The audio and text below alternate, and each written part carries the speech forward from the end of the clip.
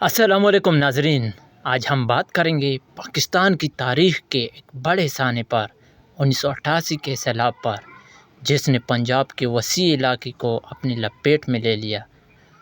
1988 میں شدید بارشوں اور دریاؤں میں طغیانی کے باعث پنجاب میں ایک تباہ کن سیلاب آیا۔ یہ وہ وقت تھا جب دریائے سندھ، جہلم اور چناب کے کنارے بستیوں کو پانی نے گھیر لیا۔ لاکھوں ایکڑ زرعی زمین ڈوب گئی، کھڑی فصلیں تباہ ہو گئیں اور ہزاروں گھر ملبے کا ڈھیر بن گئے۔ سیلاب کے باعث لاکھوں افراد بے گھر ہو گئے۔ لوگ چھتوں اور اونچی جگہوں پر پناہ لینے پر مجبور تھے۔ حکومت پاکستان اور فوج نے ریسکیو آپریشن شروع کیا، مگر حالات اس قدر سنگین تھے کہ امداد سب تک بروقت نہ پہنچ سکی۔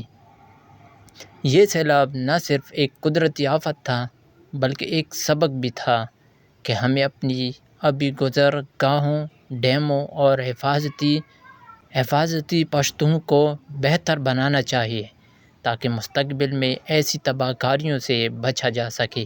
1988 کا سیلاب پنجاب کے لوگوں کی قربانی، صبر اور حوصلے کی یاد دلاتا ہے۔ یہ وہ لمحہ تھا جب پوری قوم نے مل کر اپنے متاثرہ بہن بھائیوں کی مدد کی۔